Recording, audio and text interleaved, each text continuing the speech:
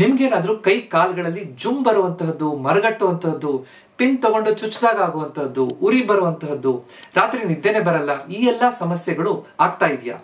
ಇದು ನರ ದೌರ್ಬಲ್ಯ ಅಥವಾ ನರದ ಮೇಲೆ ಒತ್ತಡದ ಲಕ್ಷಣಗಳು. ಈ ಸಮಸ್ಯೆ ಯಾಕೆ ಬರುತ್ತೆ? ಇದಕ್ಕೆ ಕಾರಣಗಳೇನು? ಇದು ನರ ದೌರ್ಬಲ್ಯ ಅಂತ ನಾವು ಹೇಗೆ ಗುರುತಿಸೋದು? ಇದಕ್ಕೆ ಚಿಕಿತ್ಸೆ ಏನು ಮತ್ತು ಮುಖ್ಯವಾಗಿ ಮನೆಮದ್ದುಗಳೇನು? ಯಾವ ರೀತಿ ಆಹಾರ ತಗೋಬೇಕು, ಯಾವ ವ್ಯಾಯಾಮಗಳನ್ನು ಮಾಡೋದ್ರಿಂದ ಈ ಸಮಸ್ಯೆ ಹೆಚ್ಚಾಗದಿರೋ ರೀತಿಯಲ್ಲಿ ನೋಡ್ಕೋಬಹುದು ಮತ್ತು ಇದನ್ನ ಗುಣಪಡಿಸ್ಕೋಬಹುದು, ಇದನ್ನೆಲ್ಲ ನಾವು ಅರ್ಥ ಮಾಡ್ಕೊಳ್ಳೋಣ. ನಮಸ್ಕಾರ, ನಾನು ನಿಮ್ಮ orthopaedic surgeon doctor Kishan Bhagwat.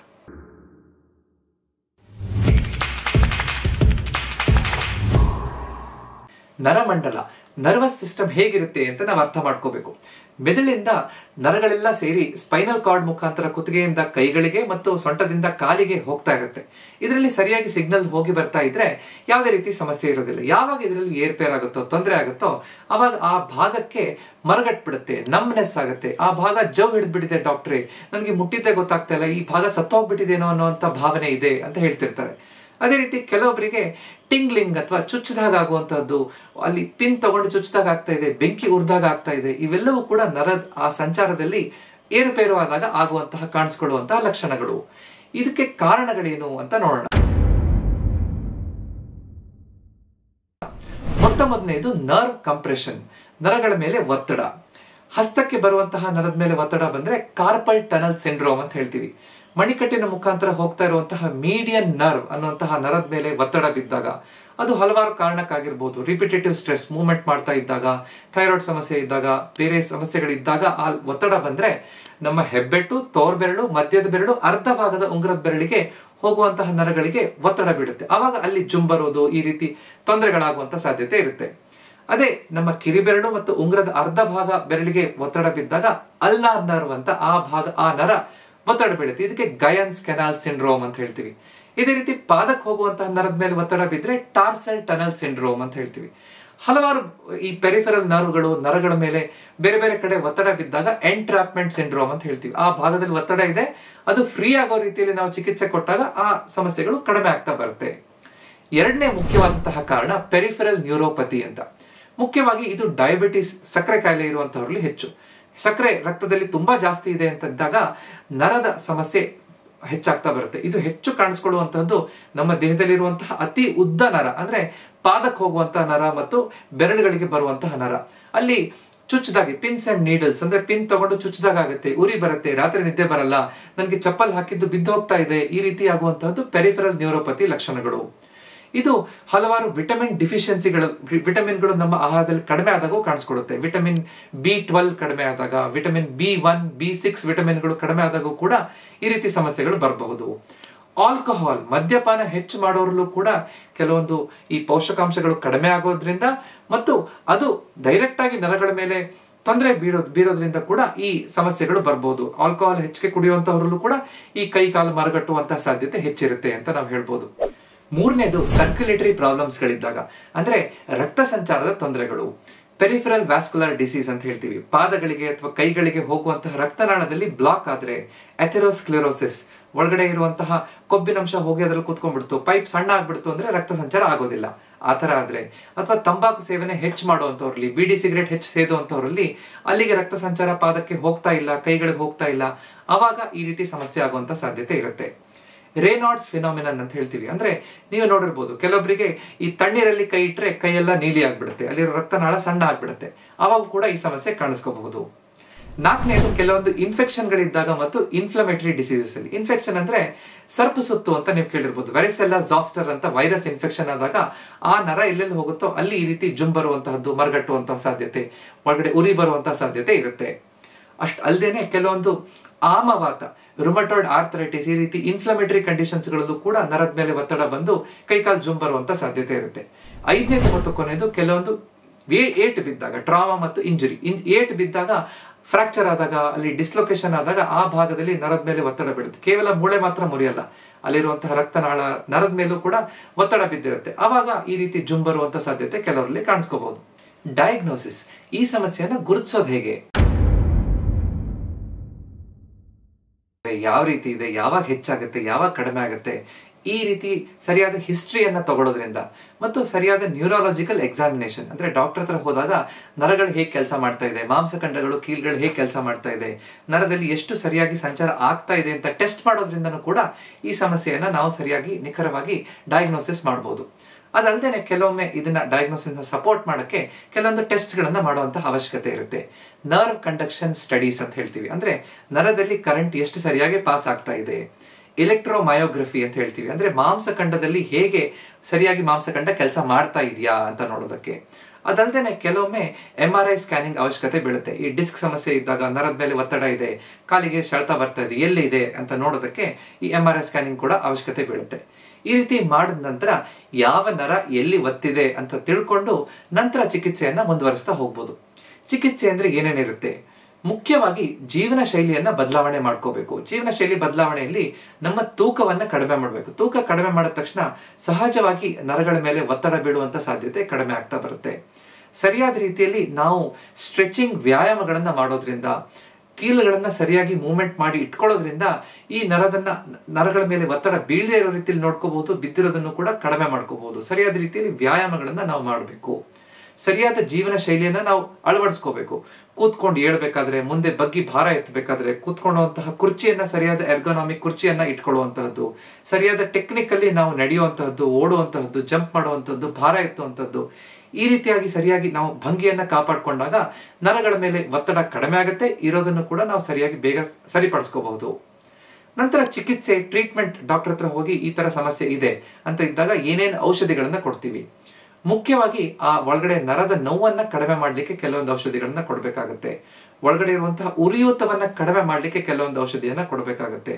ನರದ ಟಾನಿಕ್ ಮಾತ್ರೆಗಳನ್ನ ಕೆಲವೊಮ್ಮೆ ಕೊಡ್ಬೇಕಾಗತ್ತೆ. ಕೆಲವೊಮ್ಮೆ ವಿಟಮಿನ್ಗಳು ಕಡಿಮೆ ಇದ್ರೆ ಆ ವಿಟಮಿನ್ಗಳನ್ನ ಸರಿಪಡಿಸ್ಕೊಳ್ಳಿಕ್ಕೆ ಔಷಧಿಗಳನ್ನ ಕೊಡಬೇಕು. ಸಕ್ಕರೆ ಕಾಯಿಲೆ ಸರಿಯಾಗಿ ಕಂಟ್ರೋಲ್ ಇಲ್ಲ, ಅದನ್ನ ಕಂಟ್ರೋಲ್ ಮಾಡೋದ್ರಿಂದನೂ ಕೂಡ ಈ ಸಮಸ್ಯೆಯನ್ನ ಒಂದು ಹಂತಕ್ಕೆ ನಾವು ಬಗೆಹರಿಸಬಹುದು. ನಂತರ ಸರಿಯಾದ ರೀತಿಯಲ್ಲಿ ಚಪ್ಪಲಿಗಳನ್ನ ಕೊಡೋದ್ರಿಂದ, ಈ ಪೆರಿಫೆರಲ್ ನ್ಯೂರೋಪತಿ ಬಹಳ ದಿನದಿಂದ ಇದೆ ಅಂತ ಇದ್ದಾಗ MCR ಚಪ್ಪಲ್ ಅಂತ ಹೇಳ್ತೀವಿ, ಮೈಕ್ರೋ ಸೆಲ್ಯುಲರ್ ರಬ್ಬರ್, ಆ ರೀತಿಯಾದಂತಹ ಮಟೀರಿಯಲ್ ನಿಂದ ಮಾಡಿರುವಂತಹ ಚಪ್ಪಲನ್ನ ಕೊಡೋದ್ರಿಂದ ಸರಿಯಾಗಿ ಪಾದಕ್ಕೆ ಕುಶನ್ ಸಿಗುತ್ತೆ, ಸಪೋರ್ಟ್ ಸಿಗುತ್ತೆ, ನಮ್ಗೆ ಏಟ್ ಬೀಳುವಂತ ಸಾಧ್ಯತೆಯನ್ನ ನಾವು ಕಡಿಮೆ ಮಾಡಿದ ಹಾಗಾಗುತ್ತೆ. ನಂತರ ನಾವು ಇದಕ್ಕೆ ಫಿಸಿಯೋಥೆರಪಿಸ್ಟ್ ಹತ್ರ ಹೋದಾಗ ಕೆಲವೊಂದಿಷ್ಟು ವ್ಯಾಯಾಮಗಳನ್ನ ಹೇಳ್ಕೊಡ್ಬೇಕಾಗತ್ತೆ.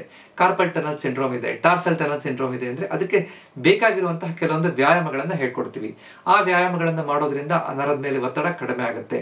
ಕೆಲವೊಮ್ಮೆ ಅಲ್ಲಿಗೆ ಬೇಕಾಗಿರುವಂತಹ ಫಿಸಿಯೋಥೆರಪಿ ಮೊಡಾಲಿಟೀಸ್ ನ ಕೊಡಬೇಕಾಗುತ್ತೆ. ಅಲ್ಲಿಗೆ ಶಾಖವನ್ನು ಕೊಡುವಂತಹದ್ದು, ಅಲ್ಟ್ರಾಸೋನಿಕ್ ಮಸಾಜ್ ಮಾಡುವಂತಹದ್ದು, ಇಂಟರ್ಫೆರೆನ್ಷಿಯಲ್ ಥೆರಪಿ, ಈ ರೀತಿ ಮಾಡೋದ್ರಿಂದನೂ ಕೂಡ ಅಲ್ಲಿರುವಂತಹ ನರದ ಮೇಲೆ ಉರಿಯೂತ ಕಡಿಮೆ ಆಗುತ್ತೆ, ನರ ಫ್ರೀ ಆಗುತ್ತೆ. ಅಲ್ಲದೇನೆ ಕೆಲವೊಮ್ಮೆ ಎಲ್ಲಾ ಈ ಮಾತ್ರೆಗಳು ಕೊಟ್ಟು ಜೀವನ ಶೈಲಿ ಬದಲಾವಣೆ ಮಾಡಿ ಫಿಸಿಯೋಥೆರಪಿ ಮಾಡಿದ್ರೂ ಕಡಿಮೆ ಆಗ್ತಾ ಇಲ್ಲ ಅಂತ ಇದ್ದಾಗ, 3 ತಿಂಗಳಿಂದ ಇದೇ ಸಮಸ್ಯೆ ಬಗೆಹರಿತಾ ಇಲ್ಲ ಅಂತ ಇದ್ದಾಗ ಕೆಲವೊಮ್ಮೆ ಶಸ್ತ್ರಚಿಕಿತ್ಸೆಯನ್ನು ಮಾಡುವಂತಹ ಅವಶ್ಯಕತೆ ಇರುತ್ತೆ. ಈ ಕಾರ್ಪಲ್ ಟನಲ್ ಸಿಂಡ್ರೋಮ್ 3 ತಿಂಗಳಿಂದ ಜಾಸ್ತಿ ಇದೆ ಅಂತ ಇದ್ದಾಗ ಆ ಟೈಟ್ ಆಗಿರುವಂತಹ ಆ ನರದ ಮೇಲೆ ಇರುವಂತಹ ಬ್ಯಾಂಡ್ ಅನ್ನ ನಾವು ಫ್ರೀ ಮಾಡಿದಾಗ ಅದು ಆರಾಮಾಗುತ್ತೆ, ಆ ಸಮಸ್ಯೆಗಳು ಬಗೆಹರಿದು ಬಿಡುತ್ತೆ. ಅದೇ ರೀತಿ ಟಾರ್ಸಲ್ ಟನಲ್ ಸಿಂಡ್ರೋಮ್ ಅಲ್ಲಿ ಎಲ್ಲಿ ಪಾದಕ್ಕೆ ಹೋಗುವಂತಹ ನರದ ಮೇಲೆ ಒತ್ತಡ ಇದೆಯೋ ಆ ಮಾಂಸಖಂಡ ಫ್ರೀ ಮಾಡಿದ್ರೆ ಅದು ತಕ್ಷಣ ಆರಾಮಾಗುತ್ತೆ. ಇದೇ ರೀತಿ ಡಿಸ್ಕ್ ಸಮಸ್ಯೆ ಇದೆ, ಸಯಾಟಿಕಾ ಪ್ರಾಬ್ಲಮ್ ಇದೆ, ಕಾಲಲ್ಲೆಲ್ಲ ಸೆಳೆತ ಬರ್ತಾ ಇದೆ, ಡಿಸ್ಕ್ ಸಮಸ್ಯೆ ತುಂಬಾ ಜಾಸ್ತಿ, ನರದ ಮೇಲೆ ಒತ್ತಡ ಜಾಸ್ತಿ ಇದೆ, ಯಾವ ರೀತಿ ಟ್ರೀಟ್ಮೆಂಟ್ ಕೊಟ್ಟರು ಸರಿ ಹೋಗ್ತಾ ಇಲ್ಲ ಅಂತ ಇದ್ದಾಗ ಡಿಸ್ಕೆಕ್ಟಮಿ, ಆ ಡಿಸ್ಕ್ ಅನ್ನ ತೆಗೆಯುವಂತಹ, ನರವನ್ನು ಫ್ರೀ ಮಾಡುವಂತಹ ಚಿಕಿತ್ಸೆ, ಶಸ್ತ್ರಚಿಕಿತ್ಸೆಯನ್ನು ಮಾಡಿದಾಗ, ಸರ್ಜರಿ ಮಾಡಿದಾಗ ಆರಾಮಾಗುವಂತಹ ಸಾಧ್ಯತೆ ಕೂಡ ಇರುತ್ತೆ. ಈಗ ಅತ್ಯಂತ ಮುಖ್ಯವಾದ ಭಾಗ, ಮನೆ ಮದ್ದುಗಳನ್ನ ಏನ್ ಮಾಡಬೇಕು ಈ ರೀತಿ ನರದ ಮೇಲೆ ಒತ್ತಡ ಇದ್ದಾಗ, ನರ ದೌರ್ಬಲ್ಯ ಇದ್ದಾಗ ಅಂತ ಅರ್ಥ ಮಾಡ್ಕೊಳ್ಳೋಣ. ಮುಖ್ಯವಾಗಿ ನಮ್ಮ ವ್ಯಾಯಾಮ ಮತ್ತು ಆಹಾರ ಪದ್ಧತಿ ಮತ್ತು ತಂಪು ಬಿಸಿ ಶಾಖವನ್ನು ಕೊಡುವಂಥದ್ದನ್ನ ನಾವು ಮರಿಬಾರ್ದು. ಮೊದಲನೇದು ವ್ಯಾಯಾಮಗಳು ಯಾವ್ದು ಮಾಡಬೇಕು? ಸರಿಯಾದ ರೀತಿಯಲ್ಲಿ ನರ್ವ್ ಗ್ಲೈಡಿಂಗ್ ವ್ಯಾಯಾಮಗಳು, ನರ್ವ್ ಗ್ಲೈಡಿಂಗ್ ಎಕ್ಸರ್ಸೈಸ್ ಅಂತ ಹೇಳ್ತೀವಿ. ಕಾರ್ಪಲ್ ಟನಲ್ ಸಿಂಡ್ರೋಮ್ ಇದ್ರೆ ಕೈಯನ್ನ ನೇರವಾಗಿ ಇಟ್ಕೊಂಡು ಬೆರಳುಗಳನ್ನ ನಿಧಾನ ಹಿಂದಕ್ಕೆ ಚಾಚುವಂಥದ್ದು, ಸ್ಟ್ರೆಚ್ ಮಾಡುವಂಥದ್ದು, ಈ ರೀತಿ ಮಾಡಿದಾಗ ಆ ನರದ ಮೇಲೆ ಸ್ವಲ್ಪ ಒತ್ತಡ ಕಡಿಮೆ ಆಗುತ್ತೆ, ಒಳಗಡೆ ಸೆಳೆತ ಕಡಿಮೆ ಆಗ್ಲಿಕ್ಕೆ ಸಾಧ್ಯ ಆಗುತ್ತೆ. ಜೊತೆಗೆ ರಿಸ್ಟ್ ಸ್ಟ್ರೆಚ್ ಅನ್ನ ಮಾಡುವಂಥದ್ದು, ರಿಸ್ಟ್ ಅನ್ನ ಹಿಂದ್ಗಡೆ ನೇರವಾಗಿ ಇಟ್ಕೊಂಡು ಕೈಯನ್ನ ಬೆರಳನ್ನ ಮೇಲೆ ಎಳೆಯುವಂಥದ್ದು, ಕೆಳಗಡೆ ಎಳೆಯುವಂಥದ್ದು, ಈ ರೀತಿ ಸ್ಟ್ರೆಚ್ ಮಾಡೋದ್ರಿಂದನೂ ಕೂಡ ಬಹಳ ಚೆನ್ನಾಗಿ ಆರಾಮಾಗುತ್ತೆ. ಅದೇ ರೀತಿ ಪಾದಕ್ಕೆ ಬೇಕಾಗಿರುವಂತಹ ಸ್ಟ್ರೆಚ್ಗಳು, ಆಂಕಲ್ ಸರ್ಕಲ್ ಮೂವ್ಮೆಂಟ್ಸ್ ಅನ್ನ, ಟೋ ಕರ್ಲ್ ಮೂವ್ಮೆಂಟ್ ಅನ್ನ, ಈ ರೀತಿ ಮಾಡೋದ್ರಿಂದ ಪಾದಕ್ಕೆ ರಕ್ತ ಸಂಚಾರ ಚೆನ್ನಾಗಾಗುತ್ತೆ, ನರದ ಮೇಲೆ ಒತ್ತಡ ಕಡಿಮೆ ಆಗುತ್ತೆ. ಸಯಾಟಿಕ್ ನರ್ವ್ ಮೇಲೆ ಒತ್ತಡ ಇದೆ, ಪಾದಕ್ಕೆ ಇಡೀ ಕಾಲಿಗೆ ಹೋಗುವಂತಹ ನರದ ಮೇಲೆ ಒತ್ತಡ ಇದೆ ಅಂತ ಇದ್ದಾಗ ಅದಕ್ಕೆ ಬೇಕಾಗಿರುವಂತಹ ಸ್ಟ್ರೆಚಿಂಗ್, ಸ್ಟ್ರೆಂಥನಿಂಗ್ ವ್ಯಾಯಾಮಗಳನ್ನು ಮಾಡಬೇಕು. ಪೆಲ್ವಿಕ್ ಟಿಲ್ಟ್ ಮಾಡುವಂತಹದ್ದು, ಪೈರಿಫಾರ್ಮಸ್ ಸ್ಟ್ರೆಚ್ ಮಾಡುವಂತಹದ್ದು, cat camel exercise, pelvic bridge exercise, ಈ ರೀತಿ ಹಲವಾರು ವ್ಯಾಯಾಮಗಳಿಂದ ಬಹಳ ಚೆನ್ನಾಗಿ ಆ ನರದ ಮೇಲೆ ಒತ್ತಡವನ್ನ ನಾವು ಕಡಿಮೆ ಮಾಡಬಹುದು. ಈ ರೀತಿ ನರ ದೌರ್ಬಲ್ಯ ಇದ್ದಾಗ ಯಾವ ವ್ಯಾಯಾಮಗಳು ಕೆಲಸ ಮಾಡುತ್ತೆ, ಅದನ್ನ ಹೇಗೆ ಮಾಡಬೇಕು ಅಂತ ನಾನೊಂದು ವಿಡಿಯೋ ಮಾಡಿದ್ದೀನಿ. ಅದರಲ್ಲಿ ಡೀಟೇಲ್ಸ್ ಗಳನ್ನ ಹೇಳಿದ್ದೀನಿ, ನೀವು ನೋಡ್ಬೋದು. ನಂತರ ಆಹಾರ ಪದ್ಧತಿಯನ್ನ ಸರಿಯಾಗಿ ಅನುಸರಿಸಬೇಕು. ನರಗಳ ದೌರ್ಬಲ್ಯಕ್ಕೆ ಬೇಕಾಗಿರುವಂತಹ 6 ಮುಖ್ಯ ವಿಟಮಿನ್ಗಳು ಯಾವುದು, ಅದನ್ನ ಹೇಗೆ ತಗೋಬೇಕು ಅನ್ನೋದ್ರ ಬಗ್ಗೆ ನಾನು ವಿಡಿಯೋ ಮಾಡಿದ್ದೀನಿ. ಅದರಲ್ಲಿ ಡೀಟೇಲ್ಸ್ಗೋಸ್ಕರ ಆ ವಿಡಿಯೋನ ಈ ವಿಡಿಯೋ ನಂತರ ನೋಡಿ. ಮುಖ್ಯವಾಗಿ ನಮಗೆ ಬೇಕಾಗಿರುವಂತಹ ವಿಟಮಿನ್ ಬಿ ಕಾಂಪ್ಲೆಕ್ಸ್ ವಿಟಮಿನ್ಗಳು, ವಿಟಮಿನ್ ಸಿ, ಆಂಟಿ ಆಕ್ಸಿಡೆಂಟ್ಸ್ ಇರುವಂತಹದ್ದು, ಆಂಟಿ ಇನ್ಫ್ಲಮೇಟರಿ ಇರುವಂತಹ ಆಹಾರ ಪದಾರ್ಥಗಳನ್ನ ನಾವು ತಗೋಬೇಕು. ಹೆಚ್ಚು ಹಸಿರು ತರಕಾರಿಗಳನ್ನ, ಹೆಚ್ಚು ಹಾಲಿನ ಪದಾರ್ಥವನ್ನ, ಮಾಂಸಾಹಾರದಲ್ಲಿ ಎಗ್, ಮೊಟ್ಟೆ ಮತ್ತು ಚಿಕನ್, ಮಟನ್ ಇದರಲ್ಲೂ ಕೂಡ ಬಹಳಷ್ಟು ನಮಗೆ ಬೇಕಾಗಿರುವಂತಹ ವಿಟಮಿನ್ಗಳು ಸಿಗುತ್ತೆ.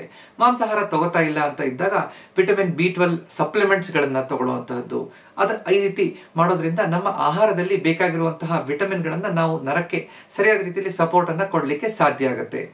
ಉರಿಯೂತವನ್ನ ಕಡಿಮೆ ಮಾಡಕ್ಕೆ ಬೇಕಾಗಿರುವಂತಹ ಆಂಟಿ ಇನ್ಫ್ಲಮೇಟರಿ ಡಯಟ್ ಅನ್ನ ನಾವು ತಗೋಬೇಕು. ಹೆಚ್ಚು ಅಕ್ರೋಡು, ಹಣ್ಣುಗಳನ್ನ, ತರಕಾರಿಗಳನ್ನ, ಕೆಲವೊಂದಿಷ್ಟು ಡ್ರೈ ಫ್ರೂಟ್ ಮಿಕ್ಸ್ ಅಥವಾ ಸೀಡ್ ಮಿಕ್ಸ್, ಬೀಜಗಳ ಮಿಕ್ಸ್ ಅನ್ನ ತಗೊಳ್ಳೋದ್ರಿಂದ, ಅಥವಾ ಫ್ಯಾಟಿ ಫಿಶ್ ಅನ್ನ ತಗೊಳ್ಳೋದ್ರಿಂದ ಬಹಳ ಚೆನ್ನಾಗಿ ಒಮೆಗಾ 3 ಫ್ಯಾಟಿ ಆಸಿಡ್ ಸಿಗುತ್ತೆ. ಇದೆಲ್ಲದರಿಂದನೂ ಕೂಡ ನರದ ಮೇಲಿರುವಂತಹ ಉರಿಯೂತವನ್ನ ನಾವು ಕಡಿಮೆ ಮಾಡ್ಕೋಬಹುದು. ಈ ರೀತಿ ಆಹಾರ ಪದ್ಧತಿಯಲ್ಲಿ ಕೆಲವೊಂದು ಬದಲಾವಣೆಗಳನ್ನ ನಾವು ಮಾಡ್ಕೊಳ್ಳೋದನ್ನ ಮರಿಬಾರ್ದು. ಸಮತೋಲನದ ಆಹಾರವನ್ನ ನಾವು ತಗೋಬೇಕು ಅಂತ. ಇದರ ಜೊತೆಗೆ ಬಿಸಿ ಶಾಖ ಮತ್ತು ತಂಪು ಶಾಖವನ್ನ ಕೊಡೋದ್ರಿಂದನೂ ಕೂಡ ಆ ಒಳಗಡೆ ಇರುವಂತಹ ಉರಿಯೂತವನ್ನು ಕಡಿಮೆ ಮಾಡಲಿಕ್ಕೆ, ಅಲ್ಲಿರುವಂತಹ ನೋವನ್ನ ಕಡಿಮೆ ಮಾಡಲಿಕ್ಕೆ ಸಾಧ್ಯ ಆಗುತ್ತೆ. ಕೈಯಲ್ಲಿ ಅಥವಾ ಕಾಲಲ್ಲಿ ಸಡನ್ ಆಗಿ ವೀಕ್ನೆಸ್ ಆಗ್ತಾ ಇದೆ, ನೋವು ಬಹಳ ಜಾಸ್ತಿ ಬರ್ತಾ ಇದೆ, ಅದ್ರ ಜೊತೆಗೆ ನಮ್ಗೆ ಹಿಡ್ಕೊಳಕ್ಕೆ ಆಗ್ತಾ ಇಲ್ಲ, ಪಾದ ಚಪ್ಪಲಿ ಬಿದ್ದು ಹೋಗ್ತಾ ಇದೆ, ಈ ರೀತಿ ಇದ್ದಾಗ ಆದಷ್ಟು ಬೇಗ ಡಾಕ್ಟರ್ ಹತ್ರ ಹೋಗಿ ಚಿಕಿತ್ಸೆಯನ್ನ ಪಡ್ಕೊಳ್ಬೇಕು. ಅದಲ್ಲದೆ ಸರಿಯಾದ ಜೀವನ ಶೈಲಿಯನ್ನ ನಾವು ಅನುಸರಿಸ್ತಾ ಇದ್ದೀವಿ, ಸರಿಯಾದ ಆಹಾರ ಪದ್ಧತಿ, ವ್ಯಾಯಾಮಗಳನ್ನ ಮಾಡ್ತಾ ಇದೀವಿ, ನಮ್ಮ ಭಂಗಿ ಚೆನ್ನಾಗಿದೆ, ಅದರ ಜೊತೆಗೆ ಕಾಲಕ್ಕೆ ನಾವು ಹೋಗಿ ಡಾಕ್ಟರ್ ಹತ್ರ ಚೆಕಪ್ ಮಾಡಿಸ್ಕೊಂಡು ಸಕ್ಕರೆ ಕಾಯಿಲೆಯನ್ನ ಕಂಟ್ರೋಲ್ ಇಟ್ಕೋತಾ ಇದೀವಿ ಅಂತ ಇದ್ದಾಗ ಬಹಳ ಚೆನ್ನಾಗಿ ಈ ನರ ದೌರ್ಬಲ್ಯ ನಮಗೆ ಬರದೇ ಇರೋ ರೀತಿಯಲ್ಲಿ ಕಾಪಾಡ್ಕೊಳ್ಳಿಕ್ಕೆ ಸಾಧ್ಯ ಆಗುತ್ತೆ. ಇವತ್ತು ನಾವು ಈ ನರ ದೌರ್ಬಲ್ಯ ಅಂದ್ರೆ ಏನು, ಈ ಕೈ ಕಾಲುಗಳಿಗೆ ಜೋಮ್ ಬರುವಂತಹದ್ದು, ಮರಗಟ್ಟುವಂತಹದ್ದು ಯಾಕಾಗತ್ತೆ, ಅದನ್ನ ಹೇಗೆ ಟ್ರೀಟ್ಮೆಂಟ್ ಕೊಡಬಹುದು, ಅದನ್ನ ತಡೆಗಟ್ಟೋದು ಮನೆಮದ್ದು ಏನು ಅನ್ನೋದನ್ನ ಅರ್ಥ ಮಾಡ್ಕೊಂಡಿದೀವಿ.